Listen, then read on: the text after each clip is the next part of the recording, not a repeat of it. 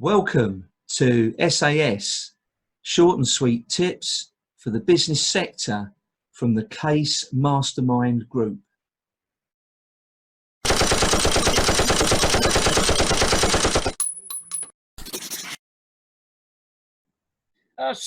Subject number one, I will cover childhood, because every child, everyone that's born has been born with a gift. We've all been born with a gift. We've all been put on this earth for a reason. It's trying to find what our gift is. And I've come across so many people that have, they've died with the music still in them. They've never found what their gift is, what their music is. So every child has been born with aspirations. They have dreams, they have goals, they're things they want to achieve. But every child that's born, they've only been born with two fears. One is fear of falling, and the other is fear of loud noises. By the time we become 3, we've got lots of fears. And then time we get to 7, we are hardwired into all sorts of things that we can do and what we can't do. And then so that goes back to the childhood part. Now, I had an ordinary childhood, quite a good childhood, but it was just ordinary. By the time I got to 7, I had massive amounts of fears, because when I first went to school, you go to school, I was the smallest boy in the class, and I had the biggest ears. So you can imagine, I got slaughtered. When's Noddy turning up? Dumbo, all this sort of. Although my childhood was quite good, the fears were there. So, and we are hardwired into what we can do and what we can't do. So if we've got good parents that always encourage us and always say that we can do this and always help, it's the same as if every parent would encourage their child as they do when the child first wants to walk. The baby's there and he's trying to get up, and the baby holds onto the chair and forces itself up, and it goes to walk and it falls down. Parents encourage. Parents don't say, "Oh, well, that's it. You can't do it. You fell over. You're never going to walk again in your life. You're useless." They encourage. And we encourage, and the child falls down, he gets up, and it falls down, and gets up, and we encourage 100% to get that child walking. Yeah. But from that point, then we don't encourage them. And some parents, they don't do it on purpose, but they have this off-the-cuff, throwaway comment like, "Oh, Johnny knocks his cup of glass of orange over and he gets called an idiot. Stupid." Now that young boy could be an 80, 90-year-old boy walking about, going around in his head thinking, "Dad thinks I'm an idiot."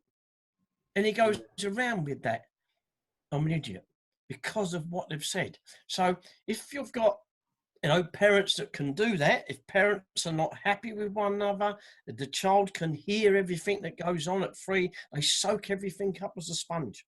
And at 7, this is how the pattern is set. And some of them are set that, it don't matter what I do, ain't never going to work out. I can't do this, I can't do that. And then they start school. Depends what the teachers are like. The children in their school, what are they like? But that's me basing on my childhood, which is quite good. What about the young children that started from way back? We're all born the same. But what about the children that have been physically, mentally abused? They start so further back than us. So further back. But does that mean they're ever going to get there? Some of them people, the further they start back, at the end of the day, become very, very successful because they know the struggles, they know the hardship. So many couples or parents today, they don't let their kids struggle. Everything is laid on the big line. They're not struggling. They don't teach them to struggle. No. And I've had friends where they have worked so hard to build a business and to create a real successful business, but they don't teach the kids to struggle. And they hand them this business. And I always say it goes from rags to riches back to rags. If Yeah. you don't teach them the struggle, you don't teach them, they just don't understand. They don't understand. And I say, my boy's 23. Now, when I was a kid and my parents sent me up in my room because I misbehaved, all I got was a lamp. Getting sent in my bedroom was hard. It was hard. I got a lamp, nothing. You send children off to their room there. Thank you very much, Dad, because I've got TV, I've got laptops, I've got my phone. They're all geared up. Yeah. So they've never been taught the struggle. But we all want our best for our children. You've got to teach them the struggle. You've got to teach them the struggle. You've got Absolutely. To, yeah. I think that the schools today, you know, my children are a similar age range, and you know, the prize for 8th place, you know, what does that teach anybody? Sports day, 8th place prize. Yeah. Get out in the real world. It's crazy. Precisely. There's got to, I mean, you've got to be a winner in life. It doesn't matter what path you take. Yeah. Whenever you decide this is where we're going, you've got roadblocks. You get stopped. There's challenges. That is nature. You know, the strongest trees in the world are Canadian reds. That's because they're on top of the mountains and they cop the strongest wind in the world. But it makes them the strongest trees.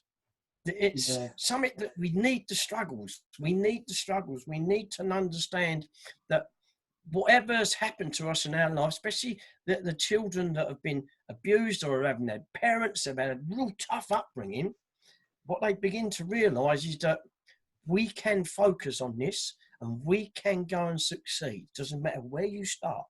You must take charge. Now, obviously, when people become adults, they've gone through all this terrible stuff. They continue for the rest of their life, keep complaining, you know, parents were bad, teachers was bad, this ain't right. They come to a point where you have to decide, I've got to take responsibility for my decisions. I've got to start looking. All these things that have happened, they've happened for you, not to you. And when you can change that round, this has been happened for me, so I now know that this is how I mustn't act, and this is what I have to do as an adult. This is what I have to do as a decent human being, and this is what I have to do to go and succeed, whatever that pathway is. But and it seems to be getting worse. It seems to be so much anger in the whole world today. And I used to go, you could see someone that was driving, as soon as they get back in the car, in that car, and they become angry. They become, because they're covered by that vehicle. Well, it seems to me today that people are on computers, on Facebook and Twitter, and because they're not actually with that person eyeball, they can be horrible and nasty. And the thing is, they're horrible and nasty is because it makes them, they're not feeling good. They've got no self-image or no self-confidence. So the way they make themselves feel good is to run someone down. It was like football the other day, England against Bulgaria. All them people that were chanting, by them chanting and being racist, made them feel better about them.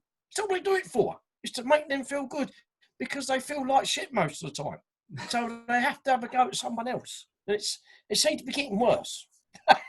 No, it's totally true, and I think, you know, well, they call it keyboard warriors, don't they? It's so easy for somebody without being face to face to do and say what they like. And I remember being told at a very young age, you know, any confrontation, you've got to do it face to face, or at least over the phone, verbally. There's just so much room for misinterpretation. And you know, there's so many people out there that couldn't say something to your face. They just could not bring themselves to say it, but stick it on an email, stick it in a letter, and they'll read you the right act. And you know, this is social media is like anything else on earth. There's good and bad. It depends what you do with it. The telephone's great, but if you want to gossip all day on it, then the content is bad. So it's not the platform, it's not the vehicle, it's what you're doing on it. And yeah, too easy Yeah. today to be able to hide behind so many things. And yeah, well, the football comparison, you know, they're standing on the sidelines watching the guys on the pitch. They're playing the game, and I think that's a very, very good comparison to life, isn't it? The ones that are just picking holes, they're too busy standing at the side doing nothing to have time to pick holes. The people getting things done are playing a game, aren't they? Yeah. Well, it's the same. If you get traffic jams down the motorways, an excellent one on one set of lanes, and there's a big slow up on the other side because you've got the rubberneckers looking at that, and the only pleasure they get from that is say, "Thank God it ain't me." Everyone's looking to make themselves feel better rather than them making themselves feel better. Because if you're on somewhere, you're on a mission, you know where you're going, you're happy. And the whole part of life, what I've always said, if you're happy, you're healthy, and then money will return after that. But you must be happy first. I know I've got friends. I've got a particular friend. He's a really wealthy man. He's got, you know, £2 million boats parked in Spain. He's got villas. He's got helicopters in his house. You open his garage, he's got every top range car you can ever imagine, and he still ain't happy because he thought that he could earn this load of money, get all these wonderful toys, and that would make him happy. You don't. Happiness first, then that makes you healthy. Yeah. Then whatever money you want will come your way. And that's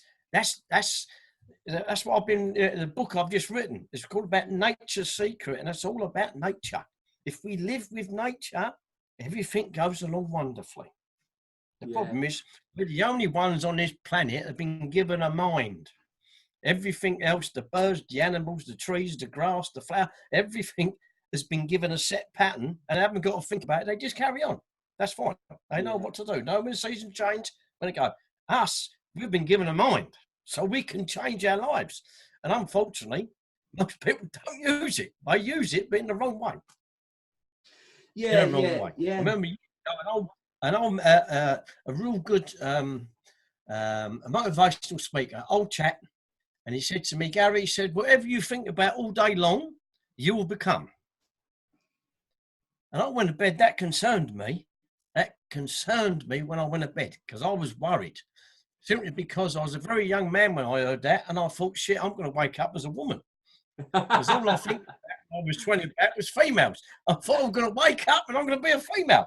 I'd be all right for 24 hours and stay in bed, but I'll get bored of that. But I told him, that's not literally, Gary. Whatever you think about, you will become. And that will happen. That's the secret. It's dead easy. But people think, no, that ain't going to happen. So. Very true. And you know, I mean, that's the law of attraction, and you know, many books written. They've recently compiled The Secret, which was a huge success. It just brought the profile of the law of attraction to a greater audience, I think. But there's too many people that are looking at what could happen to them in life, or looking at, you know, that they haven't got any money, rather than looking at what we can do to make things happen and what we can do to make things right. And where your thoughts are, there will you be also. And it's very, very true. We see it so many times, don't we? But it's a subject we could talk hours about. You know, it's a subject that we could talk because it's so vast. But all the four principles I write about that can stop you achieving, they're all interconnected. They're all connected together. All this problem of people achieving their success. Yeah. So I mean, now's probably an appropriate time. So tell us about this book, Gary. Briefly. Yeah, it's I've been asked to been doing it for ages, and as you know, because I've done a lot of speaking for big companies, my dream now, this is my vision, because I've gone through so much. I've had a lot of success in a lot of businesses. I've had lots of failures. You know, they've been up and down. It's been a constant battle. I've always been fixed in one area. This is what we're going to focus on, and this is where we're going to go. I'm on my 4th marriage, which has took me a long while to find this particular woman who is my soulmate, my best mate. But I wasn't going to give up. I wasn't going to quit. We're going to keep going on. So all these things are put there to make us stronger. But you've always got to have that vision, first of all, and people don't understand what they can achieve if only they could focus on it and they dreamed of big goals that they could work towards. And then you can handle this stuff that comes your way. Yeah, no, absolutely, Gary. So true. And yeah, I've been writing this book. Okay, you talked about the book. That's the problem. I'll go straight off. But yes, I've written the book. I've had it all typed out. I'm going to start having it published because now we're going to be building a YouTube site, and I'm going to be doing lots of 5-minute videos. And the aim is, because of what I've done, is I'm now at an age where I must go and give. I don't want to die with all my music inside me. I want to now go and help as many people as I can, and to help them to come to terms with life, whatever they want to do. It might be just they want to lose weight. They might want to succeed in a business. They might want to have a better relationship. All the knowledge I've acquired for all these years and the hundreds and hundreds of books I've read and the amount of speakers I've spent time with and my own experience, now it's time for me to give. Now it's time for me to give back, to help, rather than me dying with all this stuff. This is the vision. Yeah, I want to be on stage and help as many people as I can.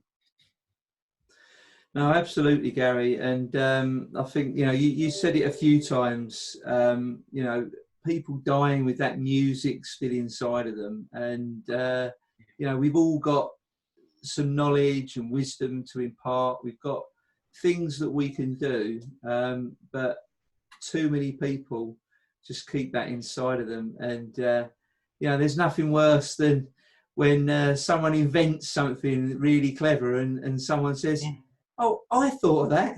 I thought of that once. And it's like, well, yeah, you might have thought of it, but what did you do with it? I think inventors, people just look at an inventor as someone that thought up a great idea. No, they're the person that actually done something about it and put it out there. And there's too much of that missing today, isn't there? Well, you got a lot of people say, well, I never have the chance. They're the people that never have the courage to take the chance. They just, I always say, life is like a rugby match or a football match. Are you a participator? Do you play, or are you the spectator? Yes. Because we've only got one crack in this game. We've only got one crack in this life. We get no replays. We have one crack at it. So we've got to be here and doing a lot of helping us, our family, our own personal little bubble, to help them to move on in life and to be happy. That's why I've had so many marriages. I've always wanted to be happy.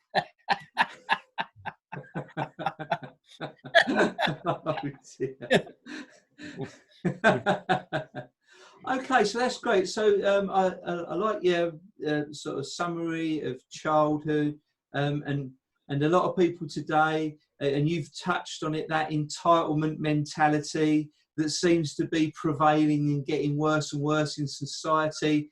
People feel that they're entitled for something. You hear of young people going for jobs now, and they're going with the attitude that, well, what, Mr. Boss Man, I'm doing you the favour because I'm coming to work for you, not how people would see it originally.